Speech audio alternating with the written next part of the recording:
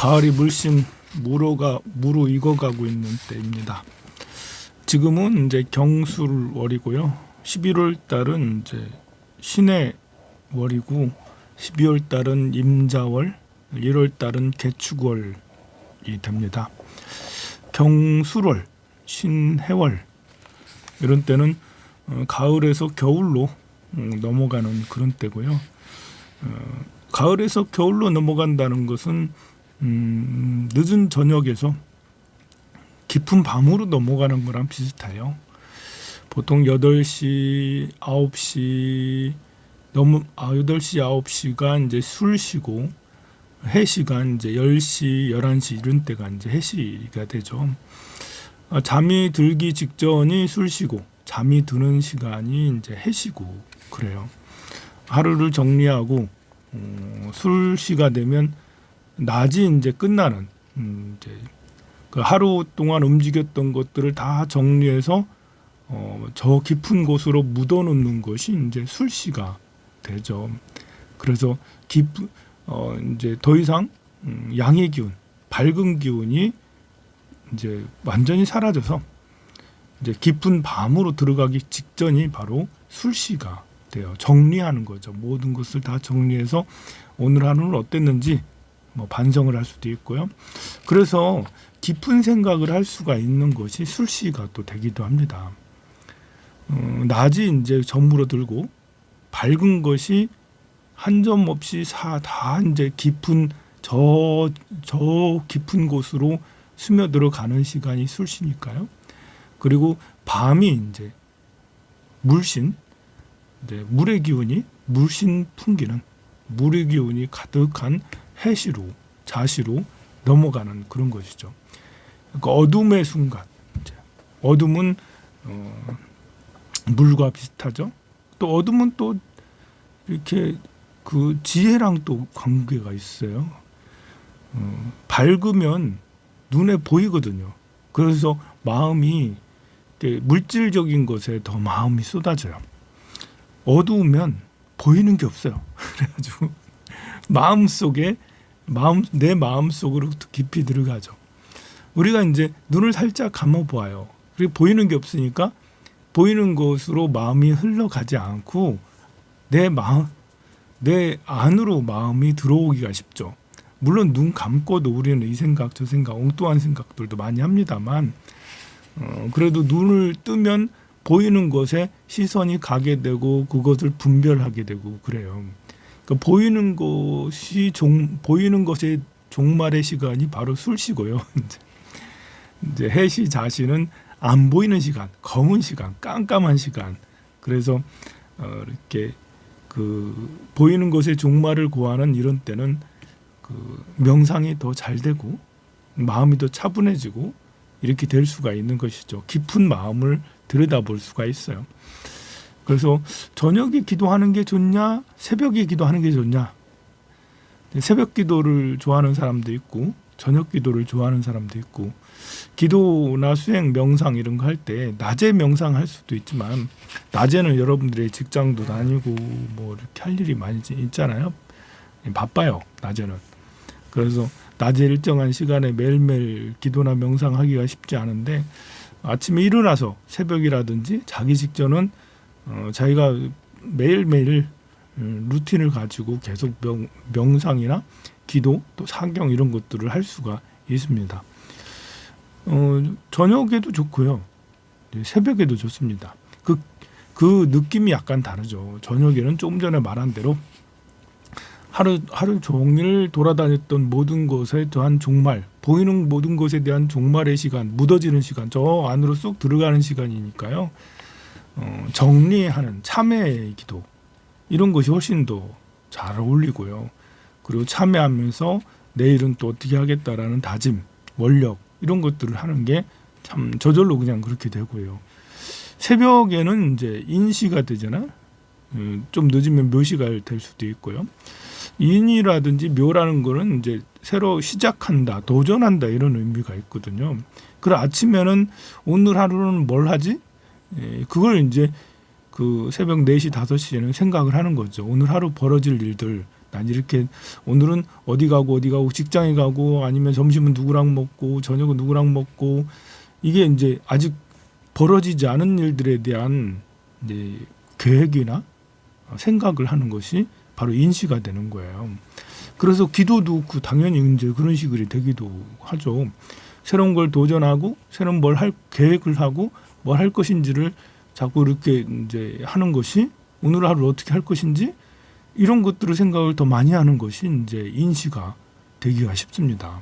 그래서 새벽 기도는 이게 미래를 위한 앞으로 나아가면서 타타타타 이제 앞으로 나아가는 오늘 하루를 어떻게 살 건지에 대한 이런 것들이 척척척척 진행돼서 이렇게 하는 것이 새벽 기도가 되기가 쉽고 저녁 기도는 지난 것들을 정리해가면서 이렇게 하는 것이기가 쉽죠.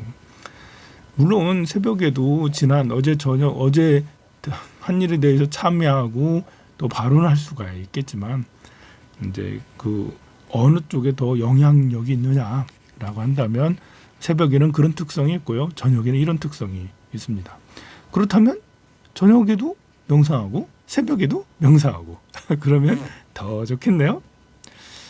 명상할 때 뭐 살아가면서 이렇게 할 때 우리는 이렇게 사물과의 관계 또 사람과의 관계 이런 것들에 대해서 꿰뚫어 보는 힘을 좀 길러야 돼요. 우리는 물질주의에 살고 있다 보니까요. 물질의 영향을 제일 많이 받아요. 또 사람이다 보니까요. 사람은 사람과의 관계에 영향을 정말 많이 받죠. 부모 자식 간의 관계, 배우자의 관계, 또 직장에 나가면 직장 사람들과의 관계 이런 관계에 영향을 정말 많이 받아요. 그리고 사람은 또 몸에 영향을 정말 많이 받아요. 건강에 대해서. 건강하면 몸에 영향을 별로 안 받죠. 건강하면 그냥 이렇게 몸을 별로 신경 쓰지 않고 그냥 맛있는 거 먹고 그냥 이제 행동하면 되는데 몸이 조금 안 좋아지기 시작하면 몸에 영향을 더 많이 받죠. 몸이 건강하지 않으면 않을수록 이제 몸의 영향을 더 많이 받게 됩니다. 사람과의 관계에 대해서도 사람과의 관계가 늘 좋으면 별 영향을 별로 안 받죠. 이제 괴롭지 않죠. 재물도 돈도 잘 들어오면 재물 때문에 고민하지가 않는데요. 그러나 우리가 원하는 대로 세상은 그렇게 잘 움직여지지 않아요. 그래서 그 관계에 대해서 우리는 이렇게 잘 이해하고 그 관계를 잘 꿰뚫어 보는 힘을 가져야 됩니다. 우리는 또 건강 또 인간관계, 재물과의 또 서로 간의 또 관계도 중요하죠. 돈이라는 것은 마치 이 엔진의 윤활유처럼 우리가 살아가면서 꼭 필요한 이제 뭐 먹을 거라든지 입을 거라든지 주거비라든지 많은 비용들을 이제 필요하기 때문에 마치 이제 엔진의 윤활유처럼 기름이에요. 우리 에너지가 있어야 되잖아요. 그래서 돈은 누구나 다 이제 이 시대는 다 좋아하고 필요하다고 여기고 그리고 돈을 벌기 위해서 굉장히 다 노력을 하고 있어요. 돈 때문에 사람과의 관계가 나빠질 수도 있고 좋아질 수도 있고 막 그렇게 하는데요. 우리는 그런 돈을 벌기 위해서 많은 희생을 치르죠. 하루에 8시간 또는 10시간 또 그 이상의 일을 하거나 몸이 망가져서까지도 일을 하거나 또 사람과 관계가 안 좋으면서까지도 일을 하거나 해서 돈을 막 벌고 막 그렇게 하죠. 또 그 번 돈을 가지고 우리는 뭐 차곡차곡 잘 쓰는 사람 있는가 하면 흥청망청 잘못 쓰는 사람도 있고 그 돈을 가지고 또 굴리는 사람들도 있어요. 우리는 그 모든 것에 재물에 관한 현명함이 좀 필요하죠. 우리는 취미 생활을 위해서 돈이 많이 드는 취미 생활을 하기도 하고 돈이 별로 안 드는 취미 생활을 하기도 하죠. 예를 들면 골프를 한다면 우리는 골프를 지속적으로 계속 친다면 정말 적지 않은 돈이 계속 들어가겠죠. 내가 급여가 그만큼 이제 수입이 그만큼 되지 않는 사람이 계속 골프를 치면 이게 이제 가진 재화는 한정이 있고 써야 될 돈은 많고 그 위에 다른 사람들과의 관계가 나빠질 수도 있죠. 저 사람은 하고 다니는 것은 많은데 왜 관계에 대해서는 밥 한 번 사주지도 않고 또 집안에는 돈도 안 갖다 주고 뭐 이렇게 되는 이제 불상사가 될 수도 있죠. 태화강을 걷는다든지 등산을 한다든지 뭐 이런 것들은 비용이 의외로 좀 적게 들겠죠.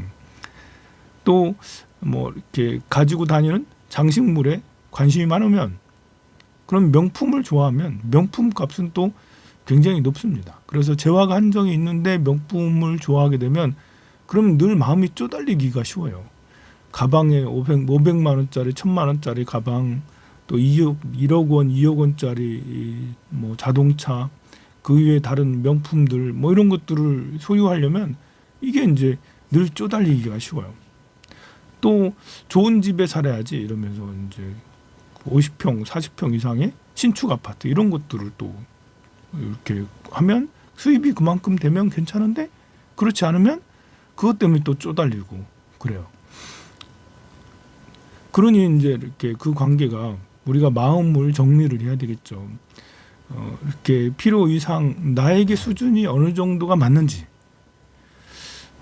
어느 정도가 되면 스트레스가 되고 또 사람들과의 관계가 나빠지는지, 또 자기 자신의 몸을 위해서도 또 그 어느 정도 비용을 써야 되지 않겠어요? 건강해야 되잖아요. 내 육체가 건강해야지 살아가는데 행복을 누릴 수가 있고 타인에게 기쁨을 줄 수가 있으니까. 몸이 타고나게 이제 건강을 아무리 몸을 써도 지치지 않는 건강을 가지고 있다면 그러면 이제 그 부모님한테 큰 돈을 받은 거랑 똑같아요. 돈이 들어가지 않으니까요.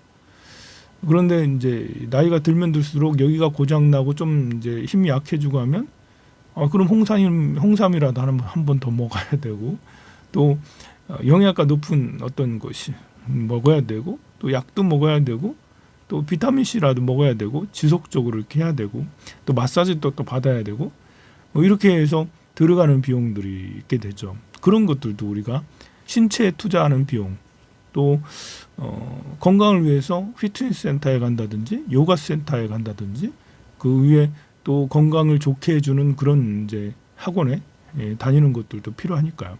그것들도 역시 내 몸을 투자하는 이런 것들이겠죠.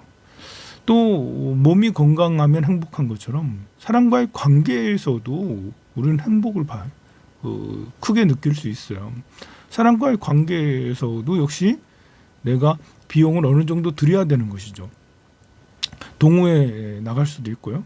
동호회 나가는 게 좋죠. 사이클 동호회 갈 수도 있고 등산 동호회 갈 수도 있고 골프 동호회 갈 수도 있고 절에 다닐 수도 있고 사찰이나 절 이런 것들도 가면 이제 또 이렇게 그 사람들과 같이 기도하고 명상하고 순례가하고 방생하고 이렇게 너무 좋으니까요. 그러면 거기에 따른 비용이 들죠. 동호회 뭐 사이클 가면 사이클 장비가 필요하고 사진 동호회 가면 사진 장비가 필요하고 거기에 또 여행도 다니고 현장 학습도 가야 되고 이렇게 되기 때문에 비용도 들죠. 그리고 나 혼자만 하지 않기 때문에 사람들에게 회비를 내기도 하고 밥을 사기도 하고 같이 술을 마시기도 하고 뭐 하기도 하고 막 그렇게 하잖아요. 그런데 이제 그런 관계가 우리가 살아가면서 나를 성장시키게 하거나 나를 행복하게 하기 때문에 그런 관계에서도 적절한 비용들을 부담을 해야 되겠죠. 그리고 가족 관계에 대해서도 이렇게 부모님한테 드리는 이런 것들도 부모님이 날 낳아주셨고 길러주셨고 가까이 계시니까 부모님에게 일정한 비용을 용돈으로 드리는 것은 당연하게 우리가 생각을 해야 되겠죠. 부모님이 부자하고 가난하고 관계없이 부모님께 용돈을 드리는 것은 당연히 우리가 해야 될 일이고 또 자식이 또 내가 노후가 되면 나의 자식이 나에게 용돈을 주는 것은 당연한 일입니다. 요즘에 이제 60대, 70대 이제 그 되시는 그 50년대생, 60년대생 이러신 분들은 이렇게 자식에게 의지하지 않고 자식에게 뭘 받지 않겠다라고 굳은 소원을 가지는 분들도 종종 있는데 오히려 자식을 책임지고 있잖아요. 보면 지금 60대, 70대 이런 분들이 그럴 게 아니고요. 이렇게 자식은 부모한테 이렇게 안 줄 수도 있어요. 자식이. 근데 주는 게 당연한 거고 그래서 자식에게 용돈을 받으며 사는 게 부끄러운 게 아닙니다. 여러분들께서는 부모님 다 봉양하면서 살았으면서 왜 나는 자식에게 받지 않으며 살고 싶어. 이제 그럴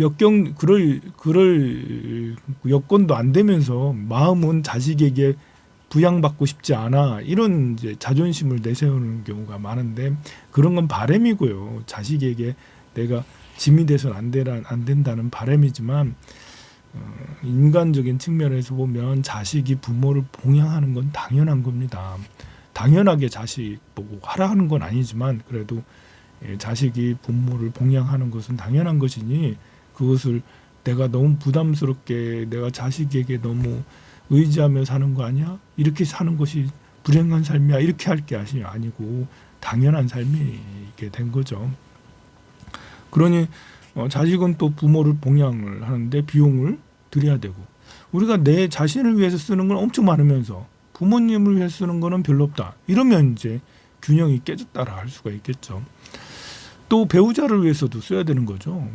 이제 사람과의 관계에서 비용을 쓰는 것은 당연히 중요합니다. 그래서 배우자에게 선물을 주고 밥을 사주고, 또 남성은 여성에게 보석이나 뭐 이렇게 명품이나 이런 것들을 정기적으로 사주고, 여성은 남성에게 역시 옷가지나 뭐 구두나 다른 뭐 여러 것들을 해주려고 많이 노력을 해야 되겠죠. 별거 아닌 것 같아도 오히려 배우자가 배우자에게, 서로의 배우자에게 비용을 제일 안 쓰는 게 우리 대한민국 사람들입니다. 제일 많이 써야 될 게 가장 가까운 사람한테 돈을 제일 많이 써야 되는 거거든요. 그래서 배우자와 서로 이제 관계가 좋으면 행복의 양이 다른 사람하고 관계 좋은 것보다 2배예요. 우리가 전략적으로 살아야 될 필요가 있습니다. 같이 사는 사람하고 사이가 좋으면 어쩌다 만나는 사람하고 사이가 좋은 거하고는 차원이 다르죠. 근데 같이 사는 사람하고 사이가 나쁘면, 그러면 이제 어쩌다가 만나는 사람하고 사이 나쁜 거하고 비교가 되지 않습니다. 같이 사는 사람하고 사이가 어쨌든 좋아해야 돼요. 같이 사는 사람하고 사이가 나쁘면 무슨 지옥에 사는 것 같은 그런 느낌처럼 굉장히 고통스럽고 힘들죠. 그런데도 불구하고 우리는 그런 고통을 짊어지고 살아가는 사람이 많아요. 같이 사는 사람하고 사이가 나빠서 지긋지긋하다면서 살아가는 사람들이 의외로 굉장히 많습니다. 우리는 그런 것들을 수정해 나가야 되는 거죠. 우리의 가난만 수정해 나갈 게 아니에요. 내가 돈 없으니까 돈 벌어야 된다는 이 생각만 할 게 아니고요. 이렇게 가까운 사람하고 사이가 좋은 것이 큰 돈을 버는 것과 다르지 않은 거예요. 우리가 고통을 해결하는 비용이 얼마나 많이, 고통을 느끼며 살아가면 그 비용이 엄청 많이 드는 거거든요. 만약에 내가 부부 관계가 안 좋아서 스트레스를 계속 받아, 그러면 몸이 계속 상하죠? 안 좋아져요. 그럼 몸에 들어가는 비용 많죠? 그 스트레스가 크기 때문에 그 스트레스를 풀기 위해서 다른 데 비용을 또 엄청 엉뚱한 데 비용을 써요. 명품을 좋아한다든지 뭐 다른 집착과 애착 이런 것들이 생겨서 뭘 한다든지 다른 데 신경을 많이 쓰기 때문에 그 비용이 어마무시하게 더 많이 들어간다는 거죠. 같이 사는 사람하고 사이가 좋아야지 비용이 덜 들어가요. 같이 사는 사람에게 사이가 좋으려면 일단은 같이 사는 사람에게도 비용을 드려야 됩니다. 예, 맛있는 걸 같이 자주 먹어야 되고요. 고급스러운 거 같이 먹어도 됩니다. 2분이서. 소고기를 일주일에 한 번씩 계속 먹는다든지, 아니면 어디 여행을 한 달에는 한 번씩 꼭 가가지고 제주도 여행이라도 뭐 어디 태국의 방콕이라도 가든지 아니면 유럽이라도 가든지 같이 누리면서 쓰는 비용을 쓰는 그런 시간이 많은 것이 행복으로 가는 길이기도 해요. 그래서 상대에게 물건을 사주기도 하고 밥을 사주기도 하고 여행을 가면 경비를 거기에 꽤 많이 써야지 그것이 오히려 남는 거다. 그 경비가 오히려 다른 데로 써주기 때문에 그렇습니다. 그러니 이제 우리가 좀 전략적으로 같이 사는 사람에게 비용을 많이 들여서 하는 것이 오히려 비용을 아끼는 것이 된다는 것에 대해서 생각을 해야 되겠죠. 또 자식에게 비용을 들이는 것은 우리가 또 너무 많이 하고 있죠. 너무 많이, 이제 우리 대한민국 사람들은 자식 양육하는 데 비용을 또 너무 많이 들이고 있는데, 그 가만 보면 교육비, 이제 사교육비 이런 것들이 월등하게 많이 드는 것 같긴 합니다. 그것이 꼭 나쁘다는 건 아니지만 적절하게 잘 비중을 조절하는 것이 필요하죠. 우리는 이제 나의 행복을 위해서, 나의 목표를 위해서, 나의 꿈을 위해서 꿈을 갖는 것은 사실 좋죠. 우리가 행복해야 될 꿈, 아니면 내가 자식을 낳아서 자식이 이렇게 어느 정도 성장해서 나랑 비슷하거나 나보다 더 나은 사람을 만들어야지, 이런 것도 꿈이 될 수가 있고요. 돈을 많이 번다는 것이 꿈이 될 수도 있고, 절에 다니는 불자들은 깨달음을 얻어야 된다라는, 안욕따라 삼맥삼보를 얻을 거야, 이런 이제 큰 깨달음을 얻는 이런 이제 꿈을 가질 수가 있겠죠. 꿈을 갖는 것은 굉장히 중요하죠. 그러나 이제 꿈에도 이제 한 가지만 몰빵할 게 아니다. 난 돈만 많으면 돼, 이제 이럴 게 아니고요.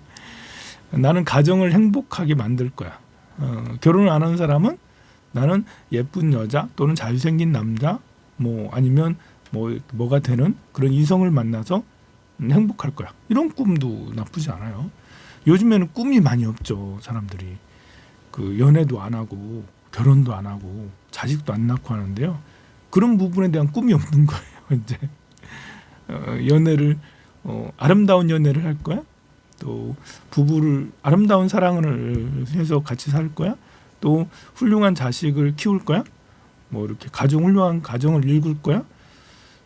이런 꿈들은 이제 우리가 살아가면서 갖는 중요한 꿈 중에 하나죠. 그것이 그런 꿈들을 이뤄가면서 행복은 더 커지기 때문에 그런 거죠. 그럼 돈을 많이 벌 거야, 이런 꿈도 안 꾸고 돈을 많이 벌 거야라는 꿈은 많이들 바라긴 하지만 돈을 많이 벌 거야 되는 꿈만큼 관계에 대한 꿈도, 이성이나 가족이나 자식이나 또 절에 다니나 교회를 다니거나 이렇게 종교를 가지면 종교에 대한 꿈도 있어야 되겠죠. 또 자기가 사회에 좋은 일을 하고 싶다면 복지에 대한 꿈도, 이렇게 봉사를 이렇게 할 거야, 기부를 이렇게 할 거야, 이렇게 해서 난 복지관을 만들 거야, 아니면 그런 것에 일조를 할 거야 같은 그런 꿈이 우리에게 필요하고, 그 꿈이 나를 더 훨씬 더 행복하게 만들죠.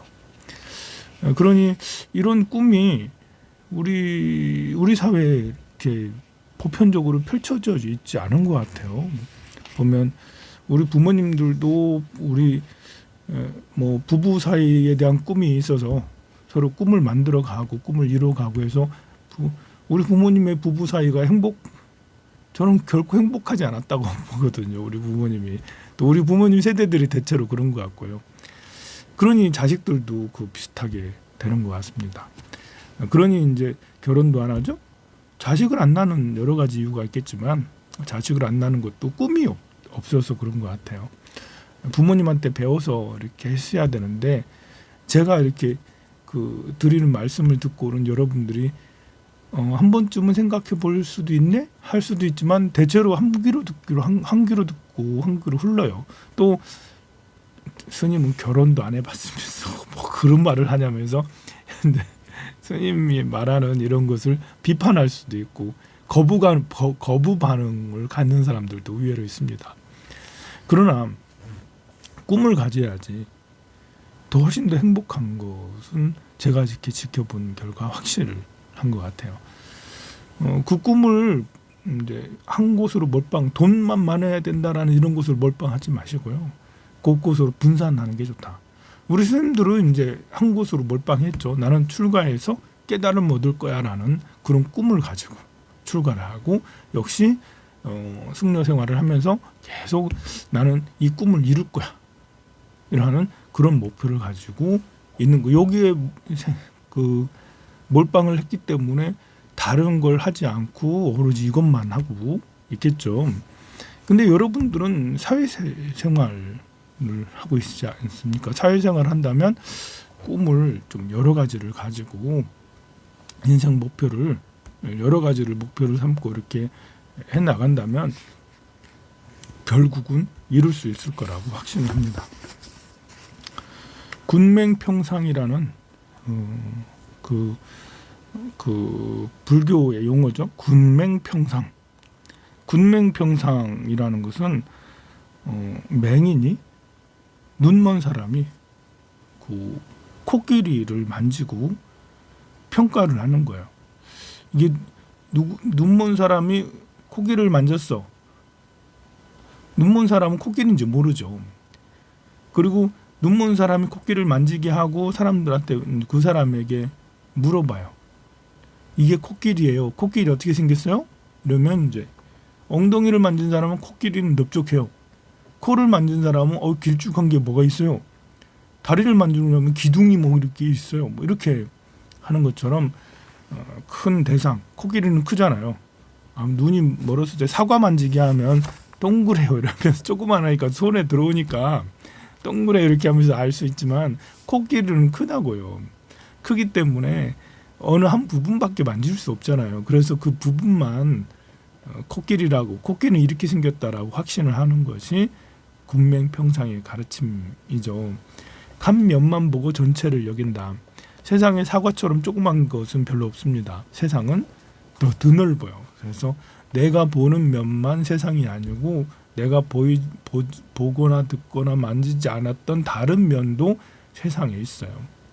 예를 들면 우리가 귀신이 있을까요 없을까요 했을 때도 우리는 귀신이 보이지 않기 때문에 당연히 귀신이 없다라고 생각하는 사람이 많죠. 근데 내가 보이면 있는 거고 내가 안 보이면 없는 건 아니잖아요. 알파선, 감마선 뭐 이런 것들은 내가 안 보여요. 적외선들도 안 보이잖아요. 그렇지만 적외선 있잖아요. 알파선, 감마선도 있잖아요. 내가 안 보이는 것도 세상에 존재하는 거예요.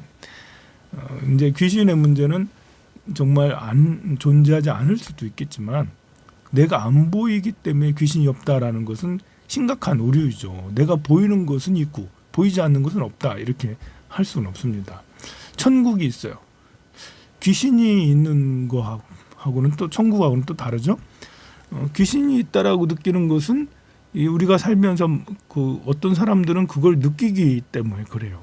어떤 사람은 귀신을 느끼는 사람이 있고 보는 사람들도 있다라고 간혹 증언이 많이 되죠. 그런데 천국, 지옥, 이제 극락, 지옥 이런 것들이 있느냐? 이 귀신은 이제 느끼는 사람이 주변에 종종 보고 되니까 그렇다는데 극락 세계, 천국, 뭐 지옥 이거는 그거 귀신 신나라 까먹는 소리다. 그거 없다라고 그렇게 말하는 사람이 충분히 많을 수 있죠. 안 보이니까. 귀신도 안 보이니까 없다라고 할 정도니까. 천국도 없다. 극락도 없다. 이제 극락이 반드시 있다. 지옥이 반드시 있다. 이제 반드시 있다라고 말하기도 어렵고 반드시 없다라고도 말하기 어렵죠. 안 보인다고. 옛날에는 알파선, 감마선이 있는지도 몰랐습니다. 엑스레이 뭐 이런 거 뭐 있는지도 몰랐잖아요. 보면. 근데 지금은 과학 문명이 발달하면서 조금씩 밝혀지고 있잖아요. 옛날에는 뭐 빛의 속도가 30만 킬로인지 어떻게 알았어요? 몰랐죠. 이제 지금하고는 참 많이 다릅니다. 옛날에는 우주가 이렇게 지금 이제 우리 은하계가 이렇게 생겼는지 전혀 가늠도 하지도 못했고요. 지금은 문명의 발달로 볼 수 없었던 것이 보이게 되고 알 수 없었던 것을 알게 되는데 그것이 하나하나 알아가는 거지 전체를 다 아는 것은 아닙니다. 그래서 눈에 보이거나 귀로 들었거나 이런 걸 가지고 우리가 있다라고 없다라고 판단할 수는 없어요. 우리는 옛 성인들의 가르침으로 보면 지옥과 아기와 축생 그리고 천간, 천상, 아수라, 인간 이런 세계가 있다라고 저는 믿어요. 있을 수밖에 없다는 생각이 들어요. 우리가 사는 존재가 사람의 존재만 있는 게 아니라 귀신처럼 그렇게 살아가는 생명도 있을 거다. 또 차원이 우리가 이제 이렇게 3차원, 4차원으로 살아가고 있잖아요. 5차원, 6차원으로 살아가는 그런 존재도 반드시 있을 거다. 우리가 이제 이렇게 몸을 가지고 살아가잖아요. 물질로 이렇게 원자, 전자가 합쳐져 가지고 이런 몸을 만들어요. 이렇게 이런 몸을 가지고 있는 존재도 있지만 이런 몸이 거의 없이 이제 빛으로만 살아가는 그런 존재도 있을 것이다. 충분히 추측이 가능하고 그럴 만한 개연성이 충분히 있어요. 그냥 우리 사람 인간의 생명만 생명이 아니라는 것이죠. 그래서 그렇게 생각을 한다면 그러면 이제 광범위하게 할 수 있죠.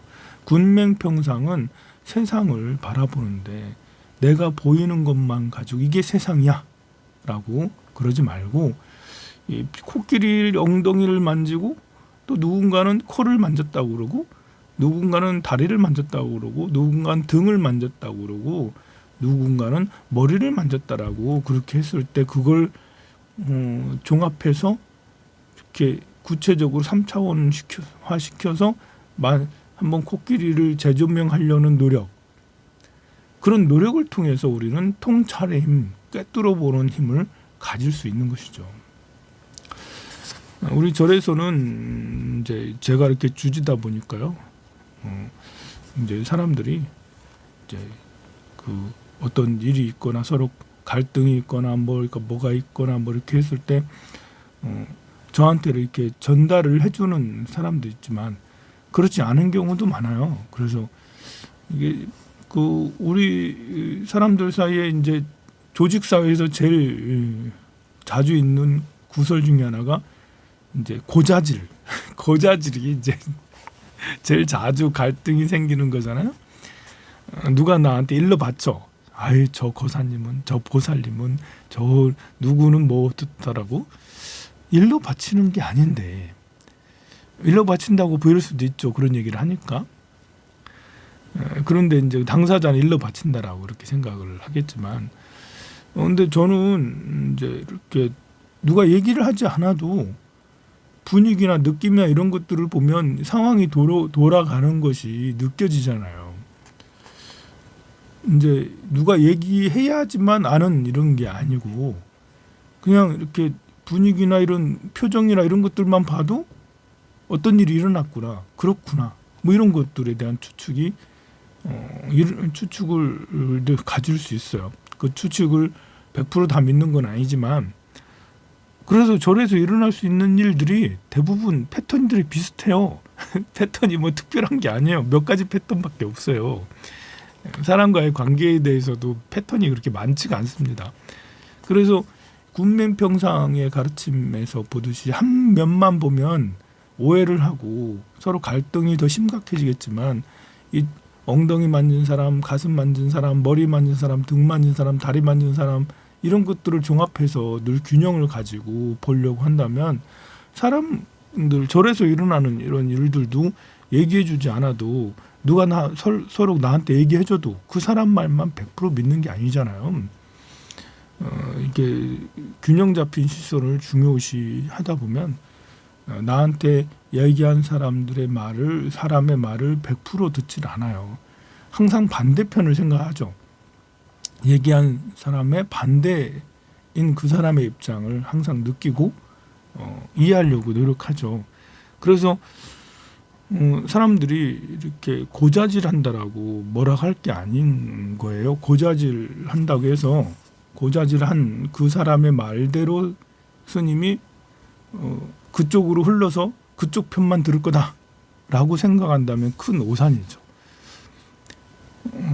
그런 사람도 있긴 해요. 그런 사람도 고자질한 사람하고 친하다 보니까 친해서 그 사람이 생각하는 대로 말하는 대로 그렇게 흘러가는 사람들도 있습니다만, 이제 그런 경우에 대해서는 편파적이기 때문에 그 우리 많은 사람들에게 신뢰를 얻질 못하죠.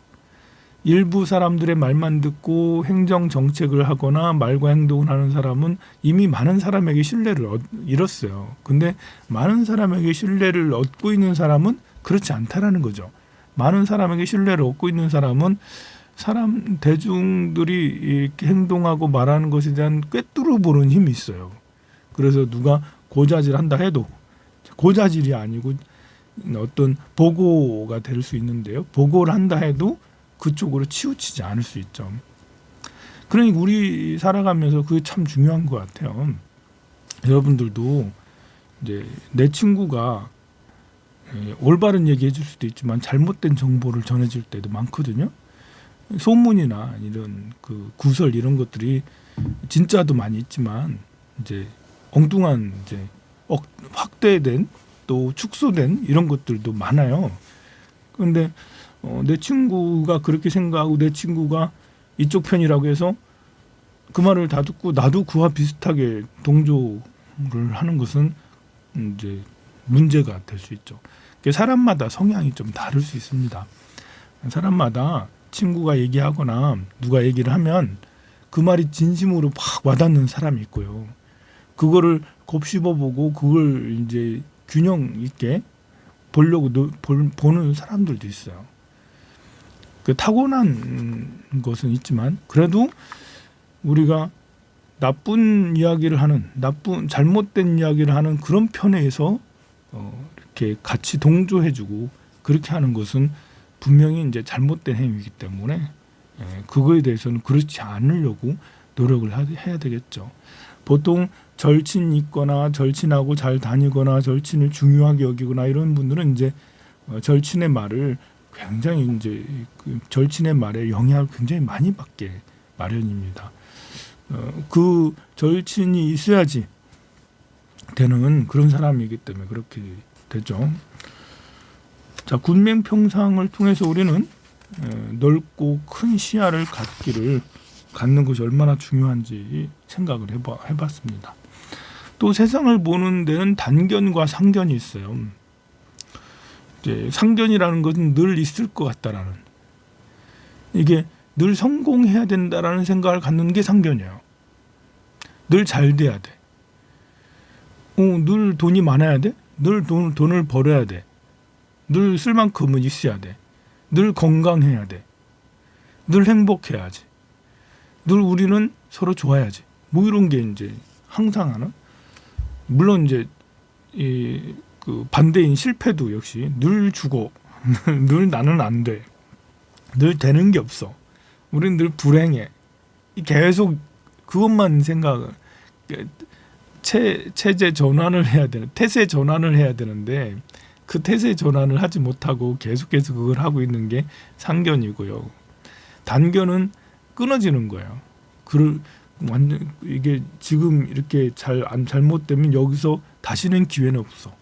실패를 하면 다시는 절망에 가까운 게 우주는 끝이 있어. 이제 곧 있으면 망할 거야. 이런 거 있잖아요. 근데 우리는 늘 잘 되거나 늘 안 되거나 이런 것은 없어요. 저한테 이렇게 생년월일을 이제 신생아, 이제 3개월 후에 우리 아이가 이제 그 출산 예정일인데요. 3개월 후에 이 아이를 좋은 사주를 갖게 좋은 날 좀 잡아주세요. 임신 중절 수술을 할 건데요. 이렇게 제왕절개죠. 제왕절개를 할 건데요. 좋은 날을 잡아주시면 좋겠습니다. 좋은 날을 잡아주세요라고 그렇게 종종 이제 그런 그 상담이 막 들어옵니다. 근데 예전에는 제가 이렇게 좋은 날을 일합시고 이렇게 잡아주고 그렇게 한 적도 있었는데, 이게 이렇게 보면 볼수록 나쁜 날이 없어요. 좋은 날이 따로 있는 게 아니고 나쁜 날이 따로 있는 게 아니고요. 그 날마다 가지고 있는 특색이 있어요. 성향이 있고 특색이 있고, 아무리 좋은 날 받는다 하더라도 이제 그런 이렇게 낳은 아이가 이제 그런 상황으로 길러지지 않으면, 양육되어지지 않으면, 또 본인이 그런 생각을 가지지 않으면 이제 가지고 있는 재능을 다 발휘할 못하는 거예요. 그래서 언제 태어났느냐가 중요한 것보다도, 그것보다는 어떻게 양육 환경이 어떠느냐가 사실은 더 중요하더라고요. 부모님이 어떤 마인드를 가지고 사회가 어떤 식의 문화를 가지고 이 아이를 어떤 이제 상황인지를, 이런 것이 훨씬 더 중요하게 된 거죠. 그러니 우리가 이제 그 날짜를 보거나 아니면 방향을 보거나 뭐 이런 것이 중요한 게 아니고 마음이 더 중요한 시대가 됐어요. 오히려 지금 이 시대가 더 그래요. 과거에는 이제 과학 문명이 발달되지 않고 의학이 발달되지 않았을 때는 길시나 길 방향이 있었을 수도 있어요. 근데 지금은 이제 그 아파트들도 대단히 아파트들은 시설이 너무 잘 돼 있어요. 그 바다 위에 떠 있는 아파트들도 있고요. 공동묘지를 밀고 거기다 아파트를 짓기도 하고 산 꼭대기에다 짓기도 하고요. 저지대에다 짓기도 하고 막 그렇습니다. 시설이 좋으니까 이게 그 이렇게 명당이고 아니고가 별로 중요하지 않은 것이 돼버린 거예요. 그냥 요즘에는 대단히 신축 아파트면 그냥 다 명당이 돼버리는, 그래서 가격도 비싸고 막 이렇게 한 거죠. 그러니 그런 거에 대한 이제 분별은 버리는 게 제일 좋습니다. 그 언제 아이를 태어나게 하는 시간은 언제가 좋아요? 이게 중요한 게 아니고 어떤 부모가 되는지, 또 어떻게 이제 이 아이를 충분히 사랑해주고 이 아이의 재능을 키우기 위해, 재능을 살리기 위해서 어떤 노력을 하는지, 이게 훨씬 더 중요한 것이 된다라는 것이죠. 정해진 것은 없어요. 사람이 늘 성공만 하는 게 아니라 실패를 많이 해봐야 된다라는 거예요. 넌 뭘 해봤니? 이룬 게 뭐 있니? 라고 하는 것보다 너는 뭘 해서 실패했니? 이 실패를 여러 번 하는 사람일수록 성공할 확률이 훨씬 더 높아요. 근데 성공을 자꾸 물어보면 성공에 대한 강박이 생겨요. 잘 돼야 된다는 강박이 생겨서 잘못되면 남한테 보이기도 싫죠. 나 잘못된 걸 사람들한테 떳떳한 게 얘기를 하고 보여줄 수도 있어야 돼요. 그래야지 나중에 잘 될 수 있으니까요. 근데 잘못된 거를 부끄러워가지고 뭐 내가 그래도 누구 집안인데, 내가 그래도 누군데 이러면서 남한테 이렇게 할 수 없어. 이제 그렇게 하면 더 불행해지죠. 요즘에는 이제 이혼도 잘 하고 그러는데요. 옛날엔 이혼하지 않은 이유가 우리 집안에서 이혼하는 자식을 볼 수 없어. 뭐 이런 게 이래 되니까 내가 누군데 누구 이혼녀가 되고 이혼남이 될 수 없어. 결국 그것 때문에 더 불행하잖아요. 빨리 이혼하고 새 사람 만나가지고 다시 또 살면 훨씬 더 행복할 수도 있었는데요. 우리는 그 자존심이나 어떤 그 가진 관념 이런 것들 때문에 오히려 더 나빠지죠. 뭘 잘못했어, 실패했어, 나 자신 있게 얘기할 수 있어야 돼요. 나 했다 실패했어. 그게 자신이 없으면, 실패한 것이 자신이 없으면 다시 일어설 수 없다는 말인 거거든요. 실패한 것이 자신 있으면 다시 도전할 수 있다라는 거예요. 부끄럽지 않은 거죠. 실패라는 거는. 자전거 타다가 넘어졌어. 아니면 사업하다가 했어. 뭐 이렇게 투자하다가 망가졌어. 괜찮아요. 망가져도 다시 또 하면 되니까요. 다시 사업하다 망해도 다시 또 하면 되니까요. 다시 또 하는 게 더 중요하죠. 실패했기 때문에 그 길은 다시 안 갈 수 있거든요. 그런데 우리가 실패에 대한 절망감이 더 크면 다시 또 시작하면 또 그 길을 또 간다니까요. 그래서 계속 실패하는 거예요. 실패를 자유롭게 얘기할 수 있고 하면 사고가 유연하기 때문에 다시 그 방법으로 다시 도전하지는 않아요. 새 방법으로 하죠. 그러면 성공 확률이 높아지죠. 실패할 때마다 성공 확률이 높아져. 그런데 우리 사회 분위기는 실패할 때마다 더 실패해. 계속 실패해. 그것은 보수적이고 이렇게 꽉 막혔기 때문에 그렇습니다. 성불하십시오.